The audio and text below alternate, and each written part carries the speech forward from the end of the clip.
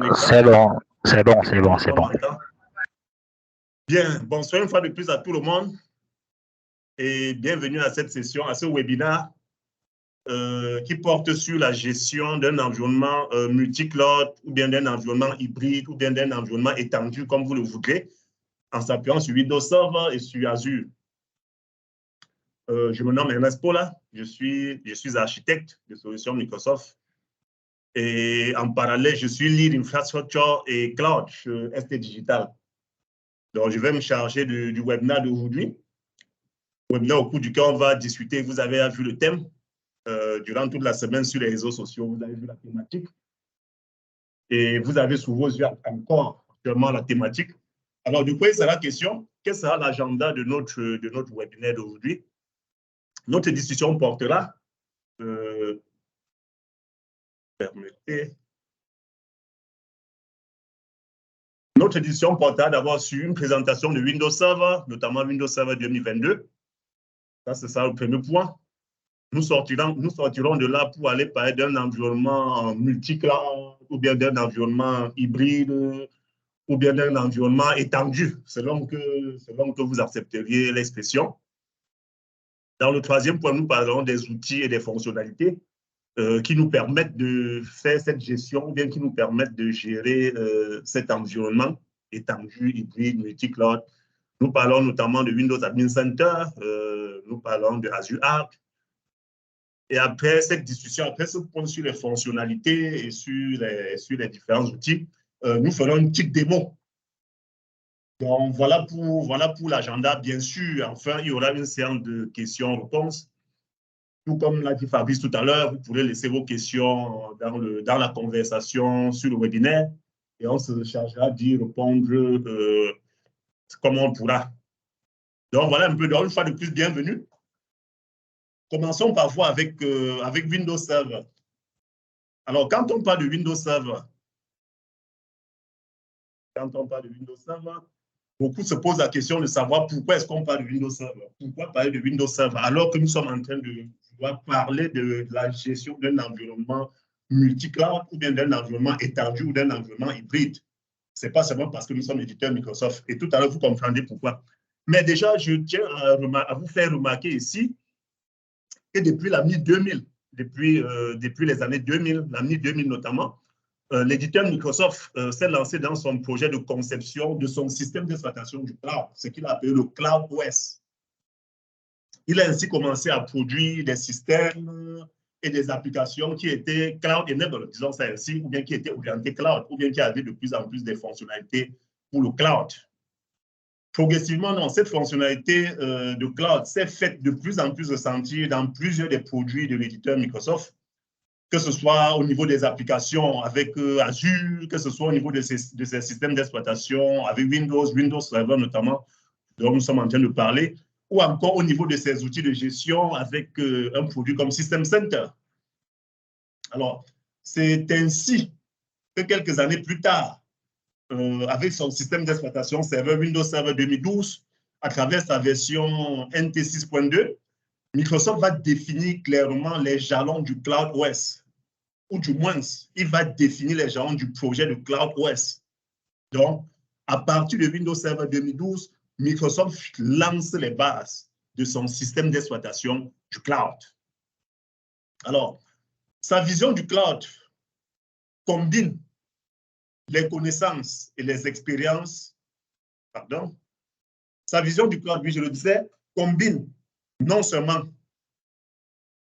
sa vision et les expériences des systèmes d'exploitation antérieurs pour fournir un environnement unifié aux administrateurs système que vous êtes et que beaucoup sont.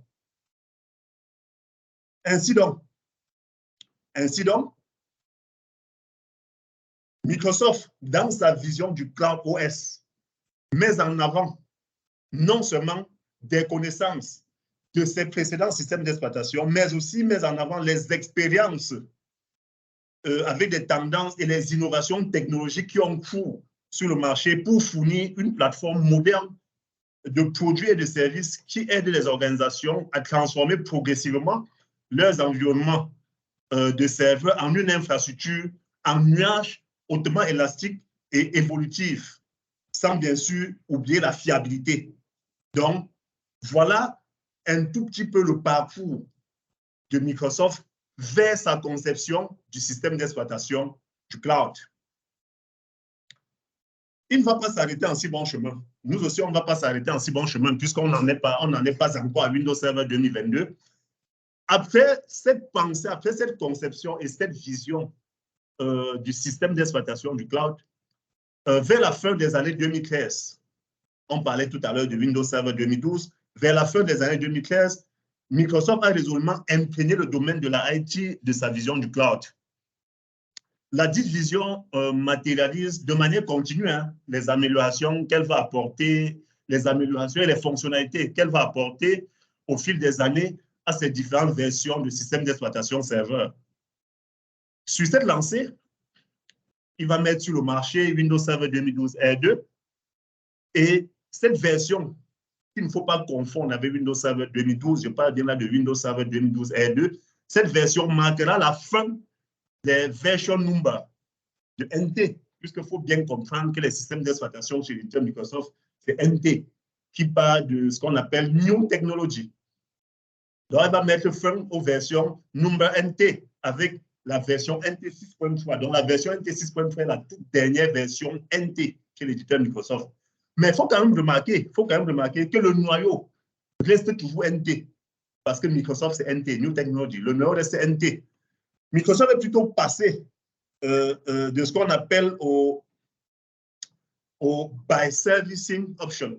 Donc, ce n'est plus NT 6.0, NT 6.1, NT 6.2, NT 6.3. Il est passé plutôt aux versions by versioning, by servicing option, qui aligne en réalité la sortie de tous ces systèmes sur les années de production et les semestres relatifs. En guise d'exemple, pour qu'on comprenne un peu de quoi nous parlons, vous avez tous vu, pour ceux d'entre vous qui administrent les plateformes serveurs, ou bien qui s'y connaissent un peu dans les plateformes serveurs de l'éditeur Microsoft, vous avez vu le version number 1607 qui fait référence à Windows Server 2016, qui est officiellement lancé en octobre 2016. Vous avez aussi ensuite vu le version number 1809 qui est lancé en fin d'année 2018. Remarquez bien là que les deux premiers chiffres représentent l'année. 2016 pour le version number 1607, 2018 avec le version number 1809. Donc, le version number 1809 est lancé en fin d'année 2018. Le version number 20H2 pour Windows Server 2019, qui est la dernière version de Windows Server 2019 produite au cours de la seconde moitié de l'année 2020. Vous voyez donc 20H2, 20 half 2, donc deuxième moitié de l'année 2020. Aujourd'hui, nous sommes à la version 21H2 pour Windows Server 2022, qui est produite depuis... Allô? Oui, allô? S'il vous plaît, l'écran est figé, hein? La diapo ne bouge pas. Est-ce que c'est normal? Non, c'est normal, c'est normal. Ok, désolé. Merci, merci. Donc, je parlais de la version 21H2 qui fait référence à Windows Server 2022, qui est l'objet de notre présentation actuelle, qui est produite depuis août 2021, ça veut dire dans le second semestre de l'année 2021. Bien. Dans cette lancée,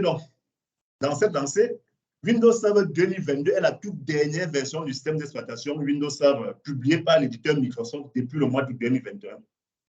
Windows Server 2022 est conçu sur les bases solides de Windows Server 2019 et apporte de nombreuses innovations sur des préoccupations majeures telles que la sécurité, l'intégration, la gestion hybride, Azure et les plateformes applicatives, et j'en passe. Ainsi donc, il demeure l'un des piliers du Cloud OS pensé par l'éditeur Microsoft. Donc, Windows Server 2022 est l'un des piliers avec Azure et System Center. Il est l'un des piliers, l'un des trois piliers du système d'exploitation, ou bien de la vision du système d'exploitation du cloud de l'éditeur Microsoft.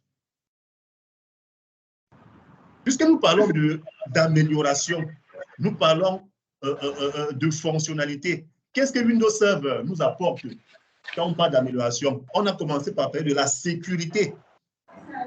Windows Server 2022 nous apporte une sécurité avancée multicouche. Dans ces nouvelles capacités de sécurité de Windows Server 2022, elle combine plusieurs capacités de sécurité des systèmes serveurs antécédents, 2019, 2016 et j'en passe, pour fournir une protection de défense en profondeur, ce qu'on appelle en sécurité Defense in Deep, contre les menaces avancées. Donc, la sécurité multicouche avancée de Windows Server 2022 offre par exemple la protection complète dont les serveurs ont besoin aujourd'hui, que ce soit on-prem, que ce soit sur le cloud. C'est comme ça qu'on va parler de serveurs à niveau sécurisé, ou bien ce qu'on appelle encore le Secure Core Server. C'est comme ça, c'est ainsi qu'on parlera du Hardware Root of Trust, ou bien racine de confiance matérielle.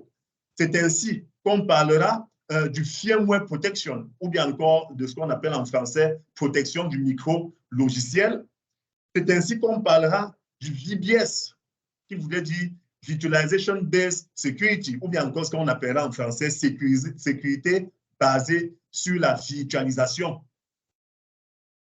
Donc, là n'est pas tout. Pour revenir très rapidement sur ce qu'on utilise le plus aujourd'hui, ça veut dire le web, Microsoft nous apporte en termes de sécurité ce qu'on appelait le Secure Connectivity ou encore la connectivité sécurisée, notamment dans sa couche transport, avec le HTTPS et le TLS version 1.3 qui sont par défaut activés sur les systèmes d'exploitation Windows Server 2022. Donc, voilà pour ce qui est de la sécurité. Si je vais continuer sur cette sécurité et parler par exemple, du DNS, on vous parle aujourd'hui de DNS sécurisé avec des demandes de résolution de non DNS crypté, avec le protocole qu'on a appelé DNS over HTTPS. Donc, voilà ce que je peux vous dire aujourd'hui pour la sécurité, pour la couche sécurité sur Windows Server 2022. Il est bien vrai, ce n'est pas que de Windows Server 2022 qu'on va parler, mais il était important pour nous d'introduire cette discussion en commençant par parler de Windows Server 2022, notamment sur sa couche de sécurité.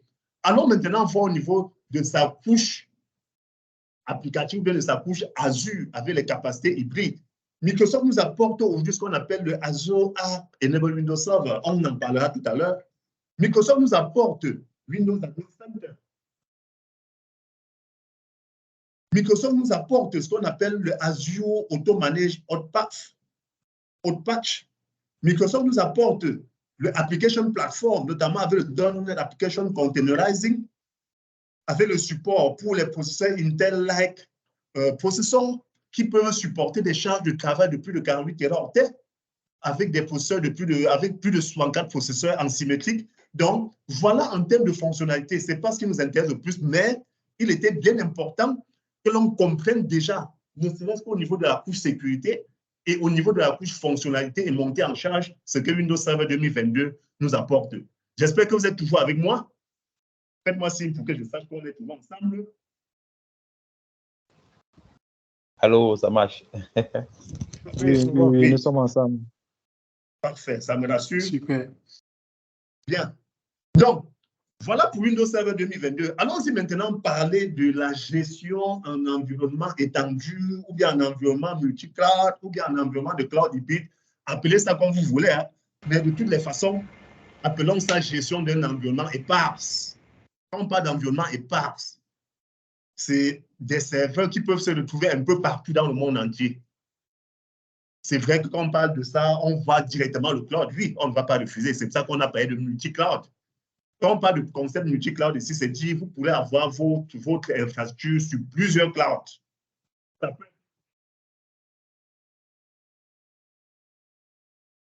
Ça peut être le cloud Azure, ça peut être le cloud Amazon, ainsi de suite. Donc, on verra ça tout à l'heure.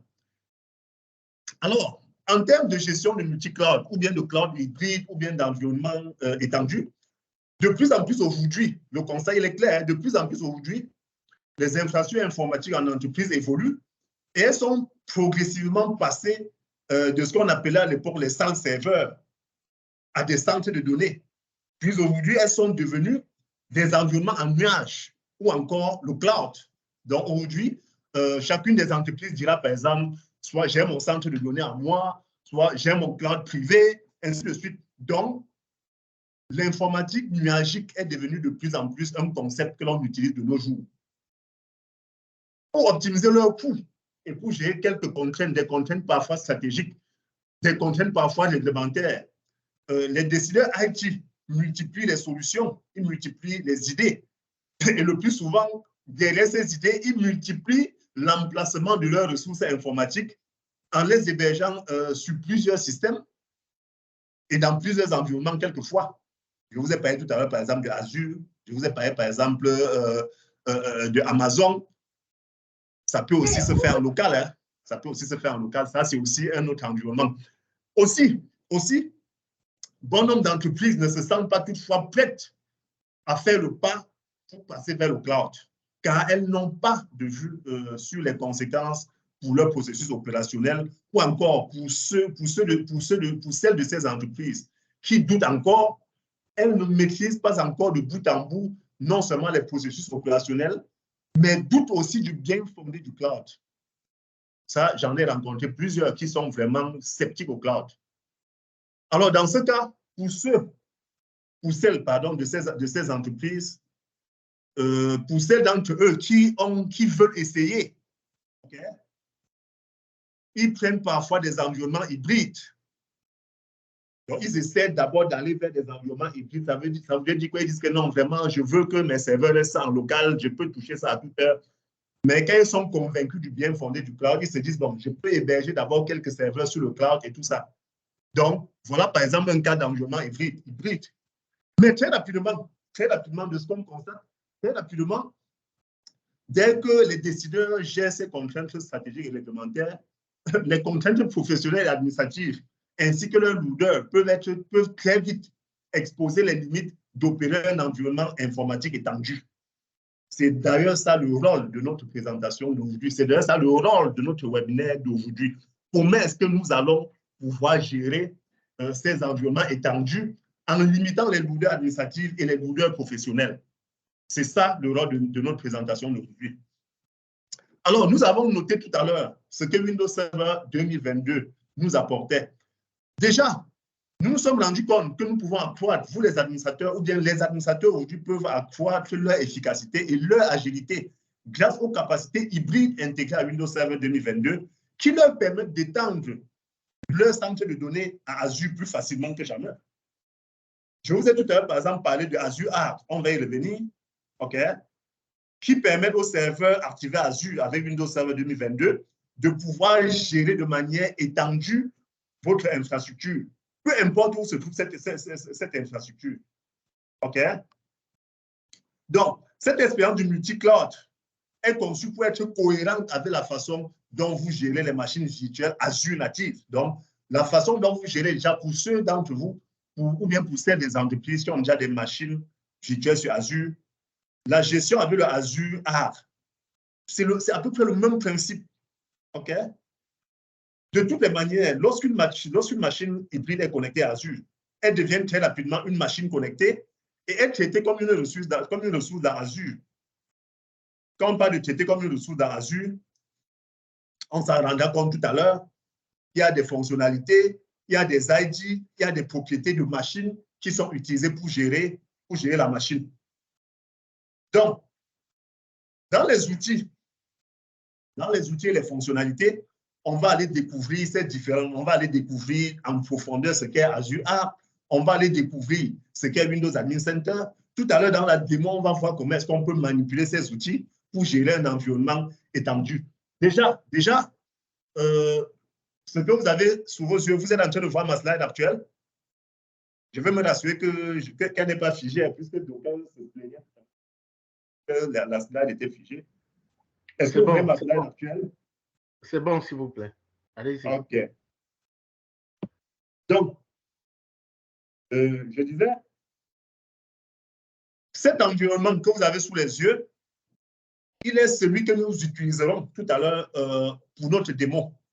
Et il est vrai, hein, c'est un environnement que nous avons très souvent utilisé chez ST Digital pour faire un autre webinaire sur le multi-cloud. On va y revenir, mais aujourd'hui, on va se focaliser sur un certain nombre d'outils ou de fonctionnalités. Donc, nous parlons de fonctionnalités et d'outils. Windows Admin Center. Voilà le tout premier outil pour la gestion multi-cloud, ce qu'on appelle le WAC ou bien le WC. Alors, Windows Admin Center, c'est quoi? C'est tout simplement un nouvel ensemble d'outils de gestion basé sur un navigateur, peu importe le navigateur, hein, donc basé sur les navigateurs et déployés localement, permettent de gérer ou bien permettre d'administrer des serveurs Windows sans dépendance à Azure ni au cloud. OK? Donc, avec Windows Admin Center, il est déployé sur un navigateur localement et permet d'administrer des serveurs Windows sans dépendance à Azure ni au cloud. Donc, peu importe où se trouve votre serveur. Je ne sais pas si on se comprend. Donc, Windows Admin Center donne un contrôle total sur tous les aspects d'une infrastructure de serveur. Il est à noter que Windows Admin Center s'avère particulièrement utile pour la gestion des serveurs sur des réseaux privés qui ne sont pas tout le temps connectés à Internet. OK? Cet outil est une évolution moderne des outils de gestion intégrés tels que le gestionnaire de serveurs ou bien le Microsoft Management Console. Pour ceux d'entre vous qui ont connu le MMC, le Microsoft Management Console ou bien les consoles de gestion Microsoft. Donc, le Windows Admin Center vient en réalité remplacer le gestionnaire de serveurs ou bien encore les consoles d'administration de serveurs. Mais il ne vient pas remplacer, on le disait tout à l'heure, System Center. Il vient compléter System Center, qui est aussi un des piliers de la vision du cloud, du système d'exploitation cloud, tel que pensé par l'éditeur Microsoft. Donc, de manière globale, voilà ce qu'est Windows Admin Center. On va aller un peu plus en profondeur avec Windows Admin Center. Je suppose que vous voyez bien la slide. Alors, Windows Admin Center, je vous le disais tout à l'heure, il s'exécute dans un navigateur web. Et j'ai Windows Server, j'ai Windows Server, que ce soit Windows Server 2022, que ce soit Windows Server 2019, que ce soit Windows Server 2016, que ce soit Windows Server 2012 R2, que ce soit Windows Server 2012, que ce soit Windows 10, que ce soit Azure Stack HCI, bien d'autres. OK? Donc, il gère tous ces systèmes-là par le biais de la passerelle Windows Admin Center installée sur Windows Server ou bien sur Windows 10. Ça veut dire quoi in concreto? Ça veut dire de manière concrète, à partir du navigateur, vous pourrez administrer ces systèmes d'exploitation que je viens de citer. OK? Donc, la passerelle gère les serveurs à l'aide du remote PowerShell et du WMI sur WinRM. Donc, il ne faudrait pas croire que c'est sorcier. Dans la réalité, c'est du shell distant. OK? Et le WMI sur le Windows Remote Management. La passerelle, elle est incluse dans Windows Admin Center dans un package .msi unique qui est léger et téléchargeable. Ça fait un maximum de 75 mégas. Je pense que c'est à 74 mégas aujourd'hui, le Windows Admin Center. C'est gratuit. Vous n'avez pas besoin de payer. Dans la slide que vous avez sous vos yeux, si vous parvenez à publier votre Windows Admin Center dans le DNS et qu'elle dispose d'un accès à travers les pare-feux d'entreprise correspondants, la passerelle Windows Admin Center vous permettra de vous connecter en toute sécurité à vos serveurs et de les gérer depuis n'importe où, avec n'importe quel navigateur dans le monde, que ce soit Edge, que ce soit Google, que ce soit Chrome. Donc, voilà pour Windows Admin Center, qui est le tout premier outil. J'espère que nous sommes en phase. Allô? Oui, ça va très bien, c'est bon. Le rythme est bon. Oui. Ça va, ça va. Great. Donc là, c'était tout pour le Windows Admin Center. Allons maintenant parler de Azure Arc. Azure Arc. Beaucoup aiment bien ce nom. Allons-y comprendre ce qu'est Azure Arc. Quand nous parlons de Azure Arc, je veux bien que vous voyez la slide que j'ai là. Azure Arc vous permet d'exécuter le Azure Data Service depuis n'importe où, depuis votre chambre d'hôtel, depuis votre bureau à la maison, depuis je ne sais trop, de partout dans le monde. Il étend la gestion Azure sur vos environnements. Donc, il vous permet de gérer vos environnements comme sur Azure. votre serveur peut ne pas être sur Azure, mais Azure Arc vous permet de le gérer comme s'il était sur Azure. Il vous aide, il vous permet d'adopter les bonnes pratiques du cloud sur vos environnements en local.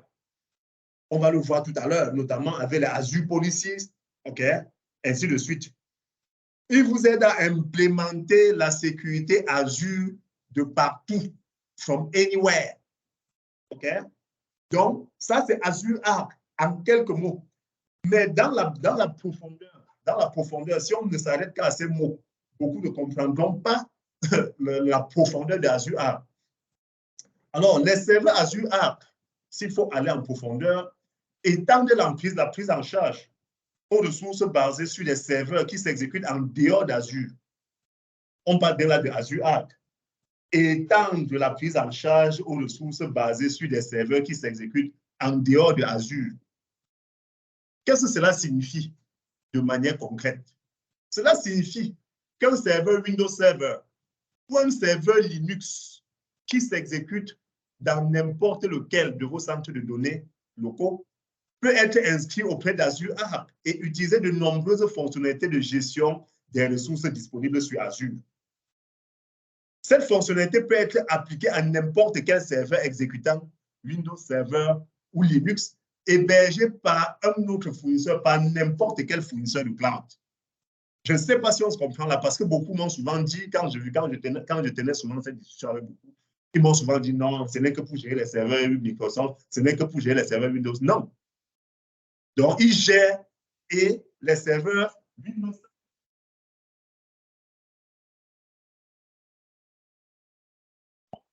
Voilà Azure Arc dans sa profondeur. Voilà Azure Arc dans ses œuvres.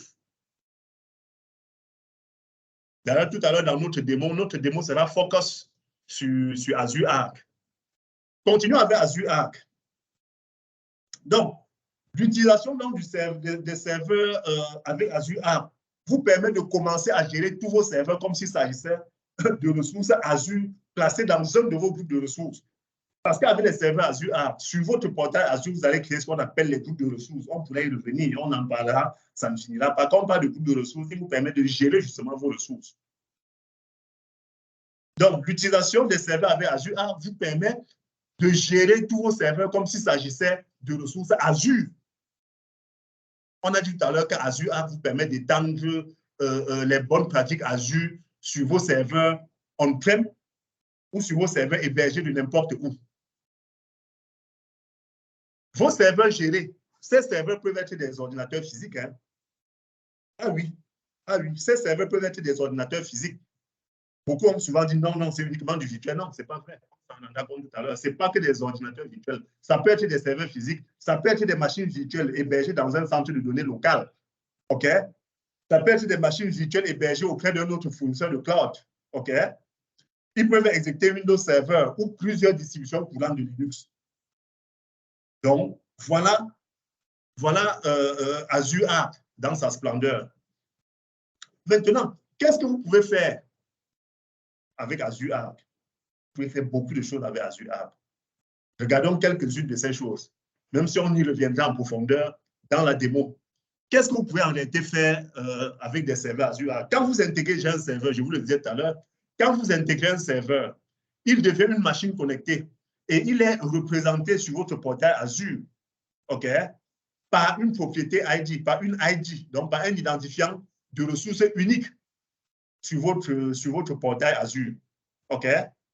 Le serveur appartient dès ce moment à un groupe de ressources au sein d'un abonnement et il peut bénéficier des fonctionnalités de gestion Azure, comme les Azure Policy et les balises. Généralement, il est mieux de mettre des balises sur ces groupes de ressources ou bien des balises sur ces serveurs pour pouvoir facilement les gérer. Les balises, c'est ce qu'on appelle le tagging. Une fois que vous avez connecté vos machines à des serveurs Azure Arc, vous pouvez effectuer plusieurs tâches de gestion et de configuration. Les disques, le pare-feu, les processus, les processeurs, ainsi de suite. Donc, voilà ce que Azure Arc peut nous permettre de faire dans la gestion de notre environnement multi-cloud. Je sais que beaucoup meurent d'envie de voir concrètement tout ce qu'on est en train de se dire là. Bien. Si c'est le cas, vous serez la bienvenue à la démonstration. Je vais me connecter sur mon environnement, sur mon portail Azure. Et puis, je vais partager avec vous mon environnement de démonstration. Donnez-moi une minute, s'il vous plaît. Donnez-moi juste une petite minute, le temps que je me connecte.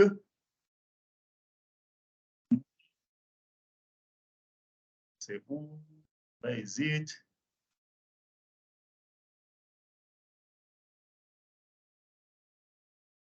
Where is it? Laissez-moi lancer mon navigateur, s'il vous plaît. Vous avez toujours ma slide sous vos yeux?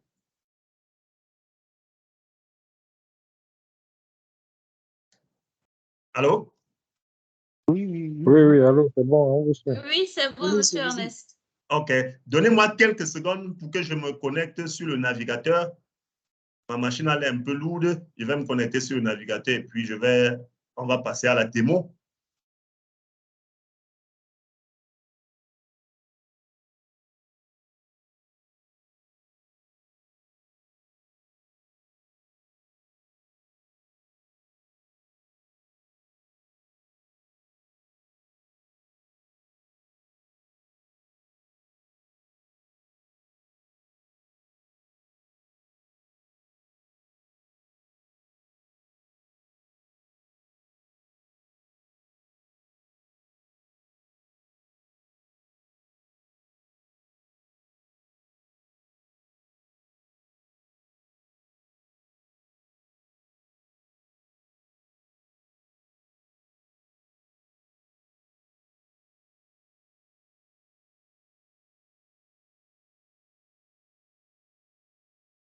Je vais donc switcher et partager avec vous.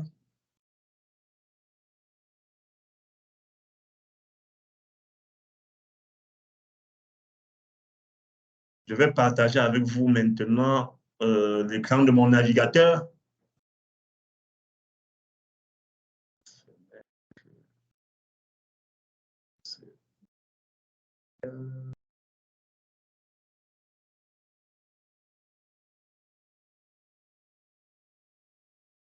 Bien, vous voyez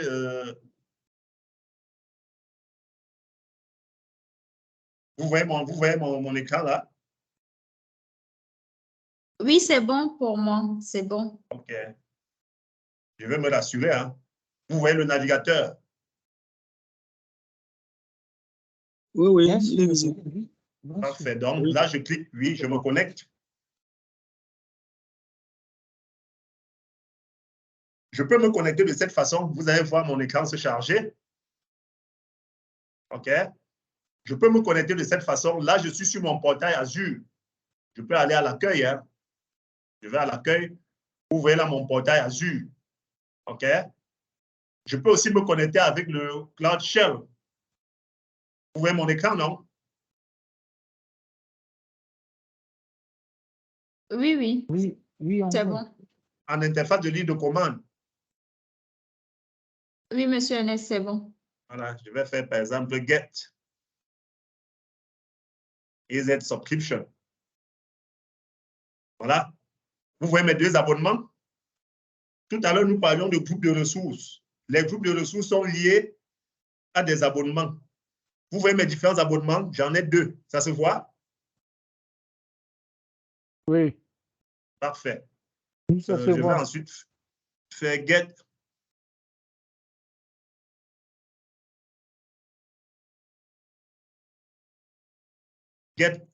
Azure Resource Group. Ah, voilà mes groupes de ressources, mais ça ne s'affiche pas bien. Voilà, format table. OK, je vais prendre la commande.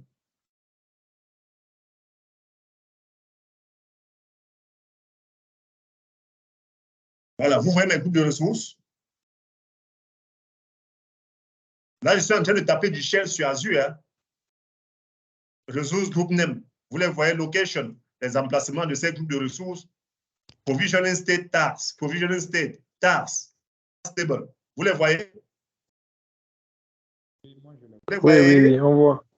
Oui, on voit. Parfait. Dans le cadre de cette démo, nous allons utiliser le groupe de ressources démo ARC. Donc, je vais faire get resource group.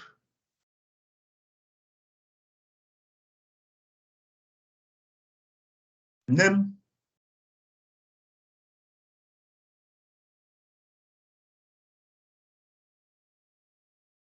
Démo ARC, OK? Donc, voilà tout sur ce groupe de ressources que nous allons utiliser dans le cadre de cette démo. Sur l'interface graphique, j'espère que tout le monde est en train de voir. Vous pouvez donc voir ce groupe de ressources là. Ça se voit? Oui, c'est bon, c'est bon. Bien. Donc, je vous parlais des serveurs Azure Arc. Monsieur Super, est-ce que vous pouvez augmenter le zoom, s'il vous plaît? C'est un peu petit. Vous demandez si vous pouvez augmenter quoi? Le zoom. C'est un peu petit pour moi. Le zoom de votre navigateur. Le zoom de mon navigateur, vous voulez que je zoome? Un peu, s'il vous plaît. Vous voulez que je zoome un peu mon navigateur? Zoom. C'est mieux là? 125%, c'est mieux? C'est bon, oui, c'est mieux pour moi, merci. Parfait, merci. Donc, je disais que notre démonstration d'aujourd'hui sera basée sur Azure Arc. Pour ce faire, je clique sur le nœud serveur Azure Arc. Vous voyez là, apparemment, il m'affiche lien. Ce n'est pas une erreur, ne vous y trompez pas. C'est à cause des filtres qu'ils ont mis en place. Je suis sur le mauvais abonnement. Abonnement égal à Microsoft Partner Network. Non, ce n'est pas cet abonnement que je vais aller. Je vais aller sur cet abonnement. Puisque vous avez vu précédemment que nous étions sur le Microsoft Azure Sponsorship Beta. Vous l'avez vu dans le groupe de ressources et vous avez vu dans mes abonnements tout à l'heure. Je fais appliquer. Voilà. Vous voyez? Il m'affiche mes serveurs Azure Arc. Ça se voit? Là, c'est le nom du serveur. Là, c'est son état. Là, c'est le groupe de ressources. OK? Ici, c'est l'abonnement. Là, c'est le centre de données sur lequel se trouve le serveur. Là, le système d'exploitation. Là, c'est les taggings, en fait. Dans le cadre de cette démo, j'ai pris un serveur, puisque je vous ai parlé tout à l'heure du cloud 100% africain. Vous êtes sans l'ignorer. ST Digital, aujourd'hui, opère le cloud 100% africain. Il a mis sur le marché du cloud le cloud 100% africain qui s'opère à partir de 3 data centers. Le data center ST Digital au Cameroun, à Douala. Le data center de Main One, que nous coopérons, que ST Digital coopère à Abidjan, et un data center sur lequel nous coopérons aussi au Togo. Donc, dans le cadre de cette démo, j'ai pu me procurer un serveur dans notre data center à Abidjan. J'ai pu me procurer un serveur dans notre data center de Douala. J'ai pu me procurer une machine virtuelle que j'ai appelée CMR DC01, que je vais mettre en ligne tout à l'heure. Vous voyez son état actuellement hors connexion. Je vais le mettre en ligne tout à l'heure et puis on va faire notre démo. Et si le temps nous le permet, on va ensemble essayer d'ajouter un autre serveur, Windows Server 2022, qui est toujours sur le même environnement, qui est hébergé ailleurs, appelons ça ainsi. OK, je vais l'ajouter ensemble avec vous dans le cadre de cette démo, si le temps le permet, bien sûr, pour que l'on voie comment est-ce qu'on peut le manager, pour qu'on voit déjà comment est-ce que ça se passe. L'ajout, ça prend du temps. Mais je souhaiterais, si le temps nous le permet, on va essayer d'ajouter un serveur. Alors, regardons très bien. Allons déjà sur un serveur qui est en ligne. Allons par exemple sur le serveur d'Abidjan.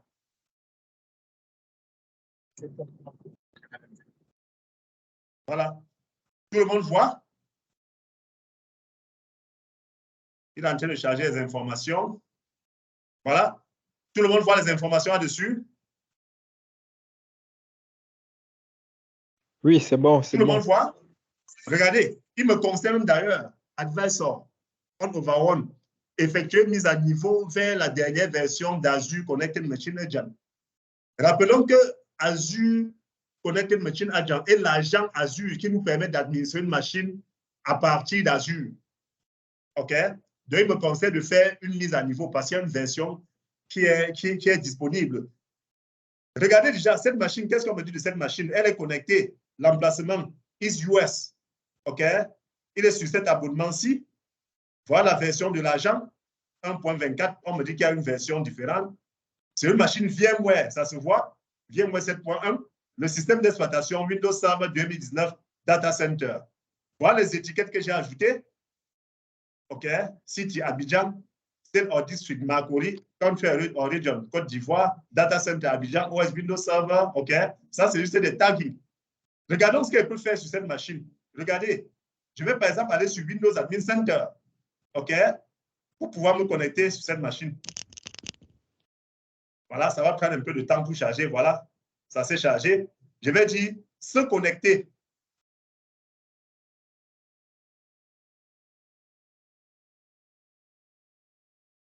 Et là, je me connecte, ça charge.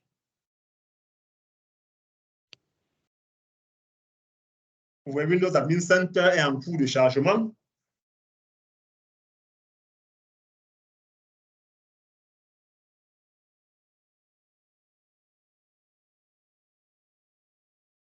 Voilà. Ça charge, donnons-lui un peu de temps. Hein. C'est aussi ça les caprices du direct. Alors, ça se voit? Tout le monde voit mon écran? Oui. Voilà donc la vue d'ensemble sur la machine. Système d'exploitation, version de système d'exploitation. OK? Mémoire installée, 16 Go. Espace disque disponible. Ça se voit. Processeur logique 4, fabricant, VMware. Voilà les processeurs, nos 4 processeurs. Carte réseau, une carte réseau, durée de fonctionnement de la machine. 6 heures, 20 minutes. OK? 6 jours, 20 heures, 7 minutes et 56 secondes. Un seul utilisateur connecté à cette machine. OK? Est-ce que nous voyons?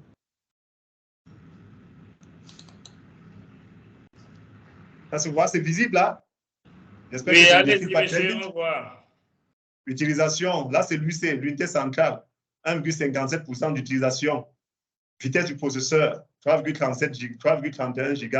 Nombre de processus, conversion, mémoire, 16,77% de mémoire utilisée. Donc, vous voyez, là, je vois tout ce qui se passe sur ma machine. Là, je peux administrer ma machine. Ça se voit? Regardez, par exemple, je vais voir les applications installées. Ça va prendre un bout de temps pour charger. Voilà, nous voyons les applications installées sur la machine. Microsoft Edge, date d'installation le 19 février 2023. Azure Connected Machine Agent, date d'installation le 6 janvier 2023. Windows Admin Center, date d'installation 23 février 2023. OK? Donc, voilà les applications installées sur ma machine. Je peux sélectionner une application, OK, et en avoir les détails. Donc, voilà un peu. Allons-y voir autre chose. Les certificats sur cette machine.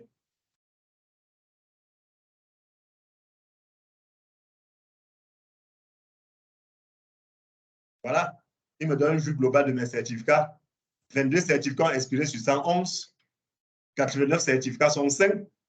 Et aucun certificat n'arrive à expiration bientôt. Là, c'est la vue d'ensemble. OK, je peux voir les certificats qui ont expiré. Alors, les voilà. OK. Je peux sélectionner et supprimer. OK. Je peux, par exemple, supprimer celui-là, si je veux. OK. Voulez-vous vraiment supprimer le certificat? Oui. OK. Il me dit là, la suppression du certificat a réussi.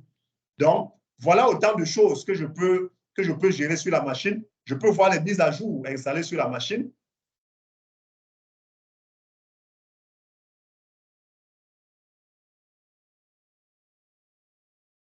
Quelles sont les mises à jour disponibles? Il est en train de fouiller les mises à jour disponibles. Laissons le fouiller. Il cherche.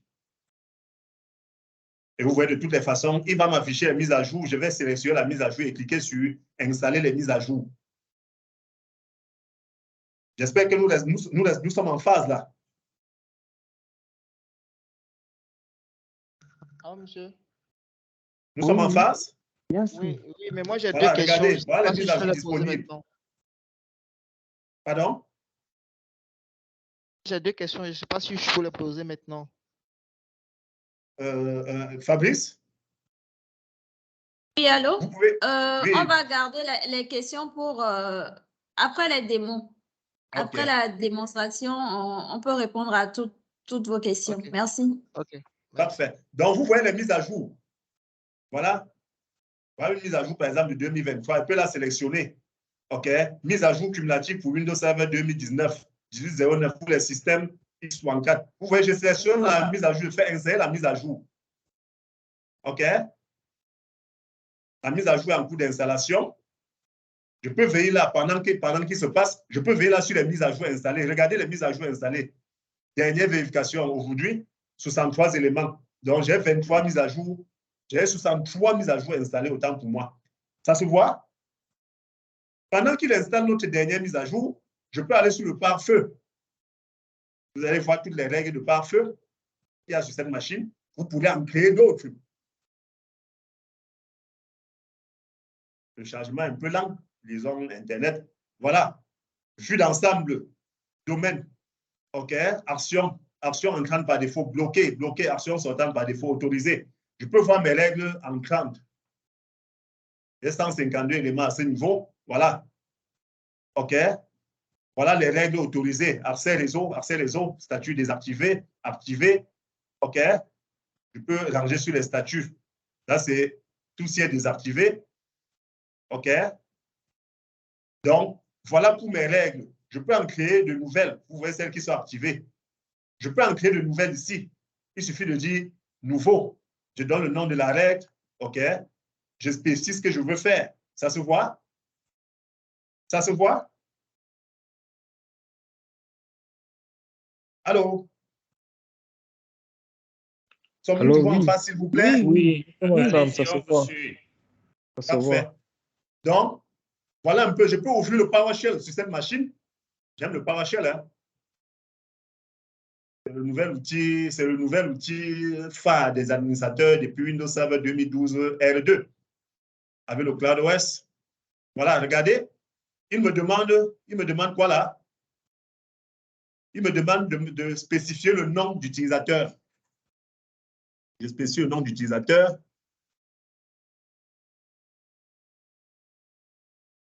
Il me demande le mot de passe.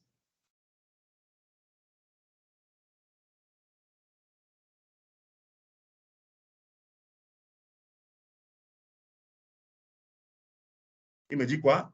Oui, le mot de passe. Laissez-moi vérifier le mot de passe. Laissez-moi vérifier le mot de passe.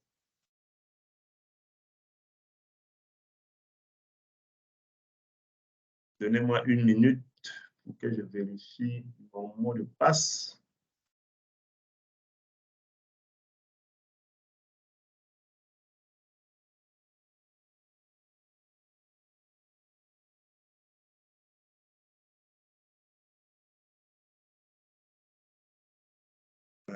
Bla. Password, where are you?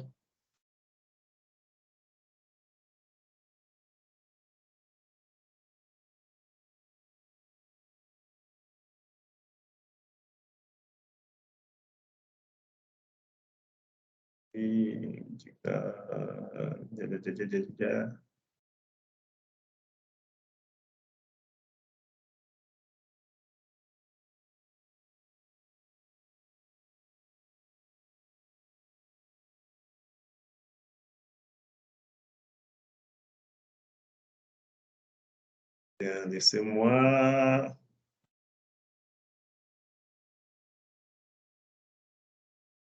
Parfait, je l'ai retrouvé.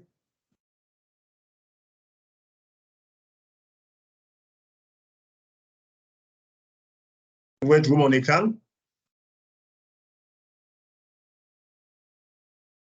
Vous pouvez trouver mon écran? Oui, on a votre écran. Oui.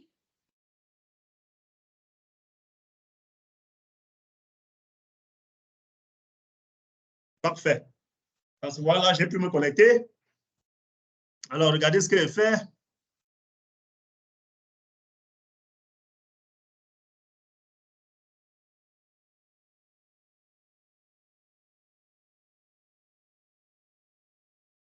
OK. Parce que je vois le contenu de mon disque là. OK, ça c'est du shell tout simplement. Pour les amoureux de la commande, hein.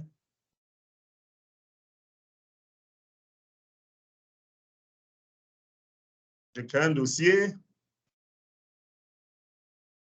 que je nomme par exemple démo Azure Arc.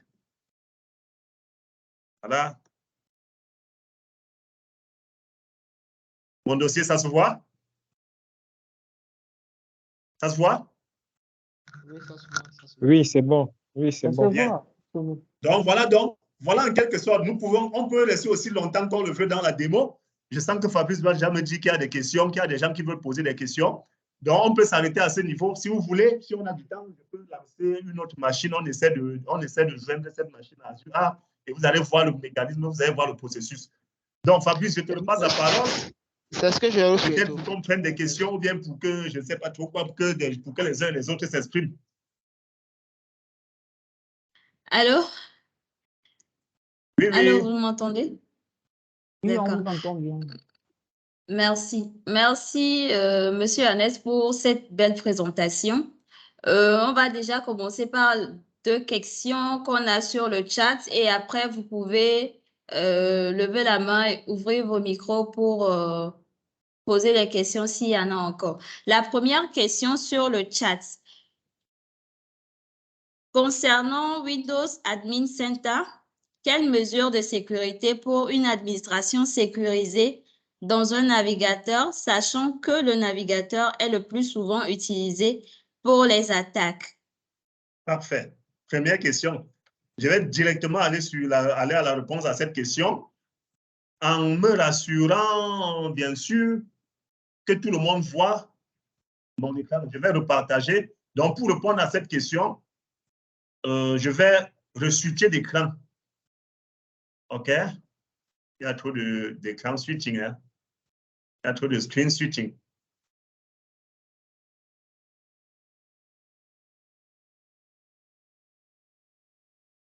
Tout le monde voit mon écran? Oui, moi je vois. Oui, c'est bon pour ma Voilà. part. Là, je suis sur le navigateur Edge, par exemple. Et là, je suis connecté à Windows Admin Center depuis une autre machine. Tout le monde voit cela, j'espère bien. Oui, oui, Tout c'est le bon. monde le voit? Alors, la première mesure de sécurité, regardez bien dans le navigateur, c'est le HTTPS. Est-ce que nous voyons? Oui, c'est bon. C'est du HTTPS. Ça, c'est la première mesure de sécurité. HTTPS. Donc, un certificat de sécurité protège l'accès web. Ça, c'est la première mesure de sécurité. La deuxième mesure de sécurité maintenant, c'est au niveau des stratégies de mots de passe, des comptes et des mots de passe. Il faut avoir des mots de passe pour des comptes administratifs assez solides. Ça, c'est la deuxième mesure de sécurité. La troisième mesure de sécurité, c'est la gouvernance. C'est la gouvernance. Ne pas donner de compte administrateur à n'importe qui. Ne le donner qu'à des personnes qui savent la portée, qui connaissent la portée, qui connaissent le risque d'utiliser ce compte à tort et à travers. Donc, voilà pour les mesures de sécurité pour l'Admin Center. Et s'il faut que j'aille plus loin, sur le portail Azure, par exemple, il y a une double authentification. Quand vous allez sur le portail Azure, un code va vous être envoyé sur votre téléphone ou bien par un autre moyen pour que vous puissiez certifier que c'est vous qui avez initié la connexion. Donc, voilà pour la sécurité. J'espère que ça répond à la question du monsieur.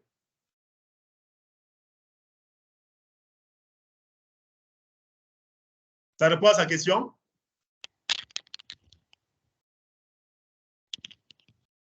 Allô, Fabrice? Oui, c'est moi qui ai posé la question. Je crois que ça va. Allô, monsieur Oui, Jean-Jacques. C'est moi qui ai posé la question. Et je crois que pour le moment, ça va. Mais je ne suis pas en train de l'entendre. Hein.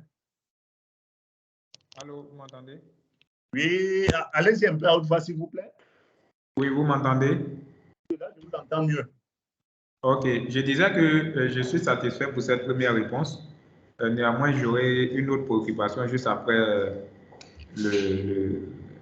la phase des questionnaires. Pas de souci. Pas de souci. Donc, Fabrice, tu peux passer à une autre question? Oui, la seconde question sur le chat. à partir du navigateur, comment sont générés les certificats? C'est la seconde question. Alors, pour les certificats, je vais m'étendre un peu plus là-dessus. Pour les certificats aujourd'hui, vous avez deux méthodes pour avoir des certificats. Vous pouvez déployer une autorité PKI en interne qui vous génère des certificats SSL pour la protection de vos connectivités à Internet. Seulement, si vous le faites ainsi, ces certificats sont approuvés par vous en interne. Ce sera approuvé par vos utilisateurs en interne. OK? Ça a une certaine limitation quand vous allez au-delà de votre propre infrastructure. La deuxième méthode, c'est de se rendre chez un éditeur de certificats, chez un fournisseur de certificats, comme GoDaddy, comme DigiCert, comme Geotrust, comme Komodo, sans faire la publicité pour autant. OK? La deuxième méthode, c'est de vous rendre chez ces éditeurs et de demander qu'ils vous fournissent un certificat pour lequel vous allez payer un certain montant. Et avec ça, vous allez sécuriser vos ressources web. Donc, voilà, grosso modo, la réponse à ces questions de certificat. Allô? Oui, allô? Monsieur Abdoulaye, c'est Monsieur Abdoulaye qui avait posé la question. Je ne sais pas si Oui, justement, c'est moi qui ai c'est bon posé la pour lui. question. Bonsoir à tous. Bonsoir. Oui, justement, c'est moi qui ai posé la question parce que j'ai vu comment il a présenté les certificats. Justement, la réponse est satisfaisante. Donc, il faut passer par une autorité de certificat ou acheter un certificat donc, auprès d'une autorité de certificat. Mais ma question, lorsque j'ai vu sur la plateforme, je me disais qu'il fallait c'était généré automatiquement par Microsoft. Donc, je me disais Non, que c'était généré pas directement du sur la tout. Pas plateforme. du tout. Quand vous allez déjà vers le navigateur, quand vous allez web, OK, il est préférable d'avoir une autorité. Les certificats que Microsoft génère, c'est pour les applications qu'il héberge pour lui, comme peut-être le portail ou bien comme peut-être Office 365, ainsi de suite. Mais si vous êtes en train de mettre en place votre environnement de gestion de multi-cloud pour le Windows Admin Center, vous serez soit obligé d'avoir une autorité PKI en interne si vous ne voulez pas dépenser en termes de certificats. Mais aussi, si vous voulez une sécurité plus accrue au-delà de vous en interne, au-delà de votre infrastructure locale, vous pourrez aller vers un fournisseur de certificats qui est trusté de par le monde entier. Donc, voilà un peu. Ça répond, M. Abdoulaye? Oui, c'est bon. C'est bon. Merci. Oui. OK, j'ai également une autre question, mais ça va après. OK. Allô? Oui. Je crois qu'on va répondre à la question de M. Christian. Monsieur Christian, vous pouvez ouvrir votre micro et poser votre question. Merci. D'accord. Merci, madame. Alors, moi, j'ai deux questions et un cas pratique. La première question, moi, j'ai, par exemple, dans mon environnement Windows Server 2019. Avec ce que j'ai entendu pour Windows Admin Center, est-ce que je peux télécharger l'application, l'installer et me permettre d'administrer via cette plateforme-là toutes mes VM ou bien tout ce que j'ai comme environnement, à part tous ceux qui sont sur vCenter et autres? Est-ce que c'est possible? Ça, c'est la première question. La seconde, quelle est la différence entre Azure Arc et puis Azure Sentinel? OK. Et Commençons par la troisième, deuxième question. allez-y, allez-y. Non, allez-y avec la troisième. OK. La troisième, c'est le cas pratique que j'attends, au fait. Vous créez une VM depuis votre environnement local et vous l'importez dans Azure Arc. Je vais voir comment est-ce que ça se passe, au fait. Voilà, c'est ce que je voulais. Exact. Merci. Donc, commençons par votre deuxième question, la différence entre Azure Arc et Azure Sentinel. Azure Sentinel, pour lui, c'est pour la sécurité de Azure. Comme cependant, Azure Arc, c'est pour étendre Azure à votre infrastructure locale. Donc, Azure Sentinel, c'est une couche pour la sécurité de Azure. OK? Voilà déjà le distinguo très rapidement. OK? Pour la première question est portée sur quoi déjà? Vous pouvez Windows Admin Center. Vous dites, Windows Admin Center. Vous avez Windows Server 2019. Oui, vous pouvez télécharger Windows Admin Center. C'est gratuit. Vous l'installez sur votre Windows 10, ou bien vous l'installez sur Windows 11, ou bien vous l'installez sur un Windows Server 2019. Vous l'installez en mode passerelle et vous administrez tous vos environnements Windows, que ce soit virtuel, que ce soit physique. C'est bien possible. OK. Mais qu'est-ce qui est conseillé? C'est sur le serveur qu'il faut installer ou bien sur le poste client que tu utilises? pour administrer Ça les dépend, autres? ça dépend de vous, mais généralement vous ne devez pas être tout le temps face à votre serveur. Depuis votre Windows 10, vous pouvez bien l'installer. Depuis Windows 11, vous pouvez bien l'installer. Donc, ça dépend de vous. Si vous avez un poste administrateur, un poste administratif avec un système client, ça marche dessus, parfaitement. D'accord. Ma dernière préoccupation, c'est le cas pratique de l'installation de l'importation de la VM depuis votre environnement local vers le Azure Arc. Merci. OK. Si en fin de session, il y a du temps, hein, je le ferai bien. OK, je vais vous montrer comment ça se passe. On va lancer le processus. Oui, allô?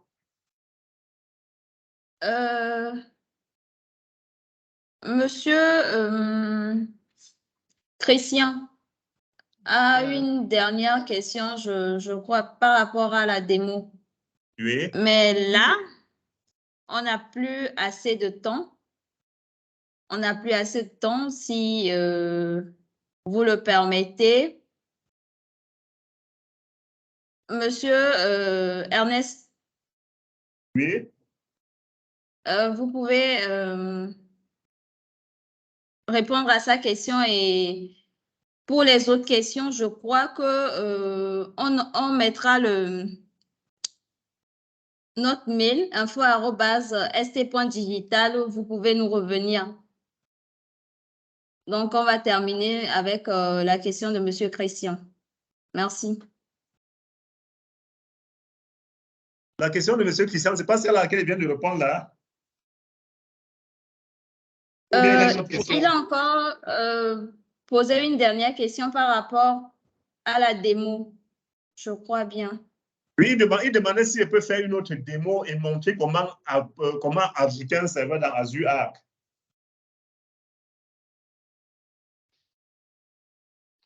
Pour cette démonstration, je crois que M. Christian va nous revenir sur info@st.digital, que je mettrai tout à l'heure sur le chat pour une démonstration. Parce que là, déjà, on a déjà dépassé l'heure. J'espère que M. Christian t'écoute. Monsieur Christian, si ça nous... Oui, je suis là. D'accord, merci, merci beaucoup, merci beaucoup. Je crois qu'il y a beaucoup de questions. Il y a Monsieur Abdoulaye qui souhaitait aussi poser une question. Mais vu qu'on a déjà dépassé l'heure, comme je viens de le dire, vous pouvez nous envoyer vos questions, les autres questions sur info@st.digital, et Monsieur Ernest se fera le plaisir de vous répondre.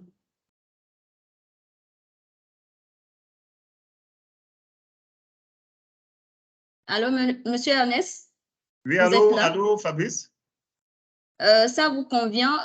Les autres questions, on nous les enverra par info@st.digital, et vous reviendrez à tous nos participants. Moi, ça ne me pose aucun souci, je suis disponible. Merci beaucoup. Merci à tous d'avoir participé à ce webinaire. Je mets sur le chat le lien de notre site web où vous découvrirez tous nos offres de services data center. Je mets également notre mail info@st.digital, sur lequel vous pouvez nous envoyer toutes vos questions. Sur ce, on se donne rendez-vous pour le vendredi prochain pour un nouveau webinaire. Bon week-end et merci à tous. Oui, Merci, merci à vous aussi et bon week-end. Ok, merci. Bon week-end à vous. Merci, on se reverra très certainement. À bientôt. Ok, à bientôt. Bien week-end à vous.